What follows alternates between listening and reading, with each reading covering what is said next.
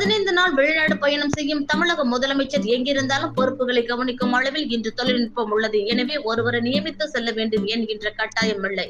மதுவிலக்கு பிரிவு என்று ஒன்று காவல்துறையில் இருக்கின்றது. ஆனால் மதுவிலக்கை நடைமுறைப்படுத்தாமல் மது வியாபாரத்தை நடைமுறைப்படுத்துவதற்கு தான் அந்த பிரிவு பயன்படுத்தப்படுகிறது. திருச்சியில் திருமாவளவன் குற்றச்சாட்டு. சென்னையில் இருந்து விமானம் மூலம் விடுதலை சிறுத்தைகள் கட்சிகள் தலைவரும் சிதம்பரம் நாடாளுமன்ற உறுப்பினருமான தொல் திருமாவளவன் திருச்சி விமான நிலையத்திற்கு வருகை தந்தார். தொடர்ந்து திருச்சியில் இருந்து சாலை மார்க்கமாக மயிலாடுதுறை நீதிமன்றத்திற்கு வழக்கு விசாரணைக்கு சென்றார். திருச்சி விமான நிலையத்தில் செய்தியாளர்களை சந்தித்து பேசிய தொல் திருமாவளவன், மது மற்றும் போதைப் பொருட்களில் ஒழிப்பு மகளிர் மாநாடு ஒன்றை நடத்த இருக்கின்றோம். இந்தியா முழுவதும் மதுவிலக்கை ஒரு தேசிய கொள்கையாக அறிவிக்க வேண்டும். போதைப் பொருட்கள் வெகுவாக புழக்கத்தில் உள்ளன, அவற்றை கட்டுப்படுத்த வேண்டும். அரசமைப்பு சட்டம் 47 அதற்கான வழிவகைகளை கூறுகின்றது. எனவே இதனை ஒரு மாநில அளவான பிரச்சனையாக கருதாமல் தேசிய பிரச்சனையாக கருத்தில் கொண்டு இந்தியா முழுவதும் தேசிய மதுவிலக்கு கொள்கையை நடைமுறைப்படுத்த வேண்டும் என்று வலியுறுத்துகின்றது. அவ்வாறு வலியுறுத்தப்படுகின்ற மாநாடாக இந்த மாநாடு அமையும்.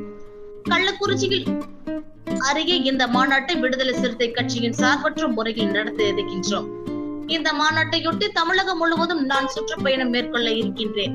கட்சி சார்பற்ற ஜனநாயக சக்திகள் மதுவை ஒழிப்பதற்கும் போதைப் பொருள்களை ஒழிப்பதற்கும் விழிப்புணர்வை ஏற்படுத்தி வருகின்ற அமைப்புகள் ஆகியவற்றை ஒருங்கிணைந்து தொடர் பரப்புரையில் ஈடுபட இருக்கின்றோம். இந்த மாநாட்டுக்கு அனைத்து தரப்பு ஜனநாயக சக்திகளும் ஆதரவு நல்கிட வேண்டும் என்று வேண்டுகோள் விடுக்கின்றேன். அமெரிக்க பயணம் மேற்கொள்ளும் இருக்கும் தமிழ்நாடு முதல்வரின் பயணம் வெற்றிகரமாக அமைய வேண்டும். அவருடைய பயணத்தின் நோக்கம் தொழில் முதலீட்டு நிறுவனங்களை சந்தித்து வருகின்ற அந்த சந்திப்பு வெற்றிகரமாக அமைய வேண்டும் என்று விடுதலை கட்சிகள் வாழ்த்துக்களை தெரிவித்துக் கொள்கின்றேன். வெளிநாடு செல்லும் முதல்வர் நிர்வாகத்தை கவனிப்பதற்காக துரைமுருகன் போன்ற மூத்த தலைவர்களை நியமிக்கலாம் என்ற விமர்சனம் எழுந்துள்ளது என்ற கேள்விக்கு 15 நாள் பயணம் மேற்கொள்கின்றார். இந்த 15 நாட்களில் உலகில் எந்த மூலையில் இருந்தாலும் நிர்வாகத்தை கவனித்துக் கொள்கின்ற அளவுக்கான தொலைத்தொடர்பு வசதிகள் பெருகி உள்ள காலம் இது.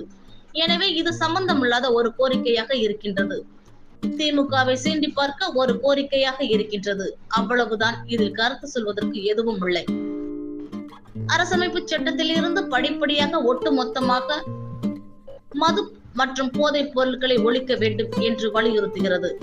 இது தொடர்பாக ஏற்கனவே காங்கிரஸ் ஆட்சி காலத்தில் விரிவாக விவாதிக்கப்பட்டு மதுவிலக்கு ஆலோசனை குழு அமைக்கப்பட்டு அந்த குழு பல்வேறு பரிந்துரைகளையும் வழங்கியது. மாநில அரசுகள் அதற்கு முழுமையான ஒத்துழைப்பு நல்க வேண்டும் என்று பரிந்துரையில் கூறப்பட்டது. அன்றைய இந்திய ஒன்றிய அரசு அல்லது காங்கிரஸ் அரசு மாநில அரசுகளின் கருத்துக்களை அது தொடர்பான கருத்துக்களை கேட்டறிய முயன்றது. மாநில அரசுகள் அதற்கு அப்போது ஒத்துழைப்பு நல்கவில்லை என்பதால் அந்த பரிந்துரைகள் நடைமுறைக்கு வரவில்லை, அப்படியே கிடப்பில் போடப்பட்டது. எனவே அரசமைப்பு சட்டம் சொல்லுவதை நடைமுறைப்படுத்த வேண்டும். அரசமைப்பு சட்டத்தின் 47வது உறுப்பு சொல்வது முழு மதுவிலக்கு என்பதுதான். அதற்கு மாற்று என்ற எதுவும் இல்லை. ஒவ்வொரு மாநிலத்திலும் ஒரு சில மாநிலங்களை தவிர பீகார், குஜராத் போன்ற ஒரு சில மாநிலங்களை தவிர ஒவ்வொரு மாநிலத்திலும் அரசே மதுபானத்தை விற்பனை செய்கின்ற நிலை இருக்கின்றது. மதுவிலக்கு பிரிவு என்று ஒன்று காவல்துறையில் இருக்கின்றது. ஆனால் மதுவிலக்கை நடைமுறைப்படுத்தாமல் மது வியாபாரத்தை நடைமுறைப்படுத்துவதற்கு தான் அந்த பிரிவு பயன்படுத்தப்படுகிறது. IAS போன்ற அதிகாரிகளை அவர்களின் சிறந்த ஆளுமைகளை ஆட்சி நிர்வாகத்தின் மேம்பாட்டிற்கு பயன்படுத்தாமல் இது போல மதுவை வியாபாரம் செய்வது, எப்படி லாபத்தை பெருக்குவது, எப்படி கடைகளில் எண்ணிக்கையை பெருக்குவது, எப்படி என்பதற்கு அந்த அதிகாரிகளின் சிந்தனை ஆற்றல் பயன்படுத்தப்படுகிறது. இது வேதனைக்குரியது. அதனால் ஏற்படுகின்ற பாதிப்புகளில் இருந்து மக்களை மீட்பதற்கு மையம் அல்லது டி அடிக்ஷன் சென்டர் போன்ற எதுவும் இந்த மாநிலத்திலும் இல்லை. அதற்குரிய நிதி ஒதுக்கீடு செய்வதும் இல்லை. பல ஆயிரம் கோடிகளை லாபமாக ஈட்டுவதற்கு அரசு திட்டமிடுகின்றது.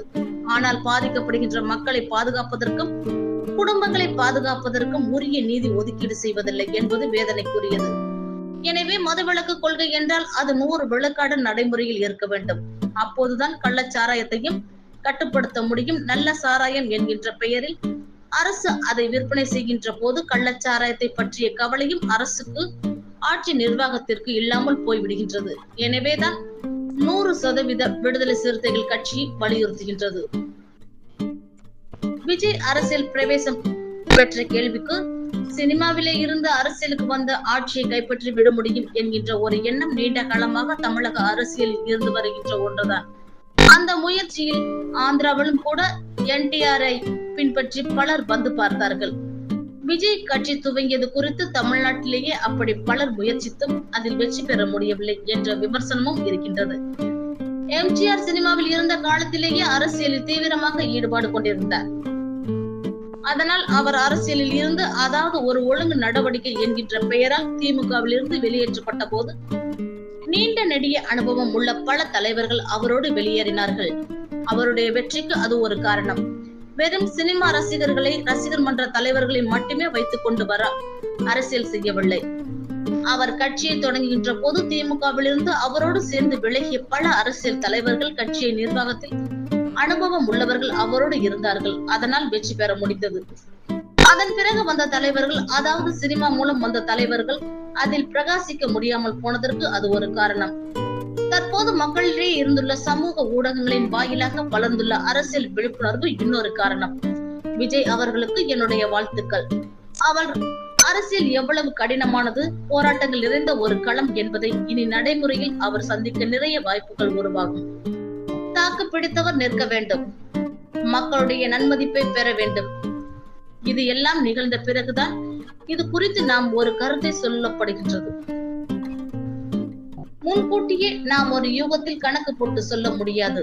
அரசியலில் விஜய் அவர்கள் வெற்றி பெறுவதற்கு என்னுடைய வாழ்த்துக்கள். பழனியில் நடைபெற்ற முருகன் மாநாடு குறித்த கேள்விக்கு இந்து சமய அறநிலைத்துறையின் சார்பிலேயே அது நடத்தியிருக்கின்றார்கள். இந்து சமய அறநிலைத்துறை பல வேளைகளை மாதம் சார்ந்த பணிகளை செய்து கொண்டிருக்கின்றது. ஒட்டுமொத்தமாக அப்படி பார்த்தால் இந்து சமய அறநிலைத்துறை வேண்டாம் என்று நாம் சொல்ல நேரிடும். இந்து சமய அறநிலைத்துறை ஒரு ஆலோசனை கூட்டத்தை கூட்டி அந்த ஆலோசனை கூட்டத்தில் எடுத்த முடிவு அடிப்படையில் இந்த மாநாட்டை நடத்தியிருப்பதாக தெரிய வருகின்றது. இந்த மாநாடு பல லட்சக்கணக்கான மக்களின் ஆதரவோடு வெற்றி பெற்றிருப்பதாக தெரிகிறது. பாரதிய ஜனதா, RSS போன்ற இயக்கங்கள் கடவுள், மதம் ஆகியவற்றை பயன்படுத்தி மக்களை அரசியல் அடிப்படை வாக்கு வங்கியாக மாற்றுவதற்கு வட இந்திய மாநிலங்களில் எவ்வாறு முயற்சித்தார்களோ அதுபோல தமிழ்நாட்டிலும் பல்வேறு முயற்சிகளை மேற்கொண்டு வருகின்றார்கள். அப்படிப்பட்ட அந்த முயற்சிகளுக்கு இடம் அளிக்காமல் அவர்களின் அரசியல் சதியை அம்பலப்படுத்தக்கூடிய வகையிலேயே இந்து சமய அறநிலைத்துறை செயல்படுகின்றது என்றார். அதை நாங்கள் வரவேற்க கடமைப்பட்டிருக்கின்றோம். மற்றபடி அந்த மாநாடு சிறப்பாகவே நடந்திருக்கின்றது. அதில் விமர்சிப்பதற்கு வேறு ஒன்றும் இல்லை. ஆனால் அறநிலைத்துறையின் கட்டுப்பாட்டில் இயங்கக்கூடிய கல்லூரிகளில் பக்தி இலக்கியங்கள் தொடர்பான போட்டிகள் நடத்தப்படும் என்று சொல்லி இருப்பது பரவலாக ஒரு விவாதத்தை எழுப்பியிருக்கின்றது. அது மதம் சார்ந்த நடவடிக்கையாக அமைந்து விடாமல் அரசு கவனித்துக் கொள்ளும் என்று நான் நம்புகின்றேன். பாஜகவுடன் திமுக இணைகின்றது என்ற கேள்விக்கு யூகமான கேள்விகள் என்றார். எனவேதான் 100 விழுக்காடு மதுவிலக்கை விடுதலை சிறுத்தைகள் கட்சி வலியுறுத்துகிறது.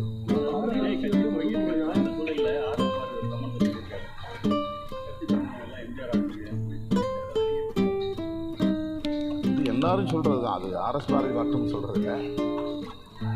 சினிமாவிலே இருந்து அரசியலுக்கு வந்து ஆட்சியை கைப்பற்றிவிட முடியும் என்கிற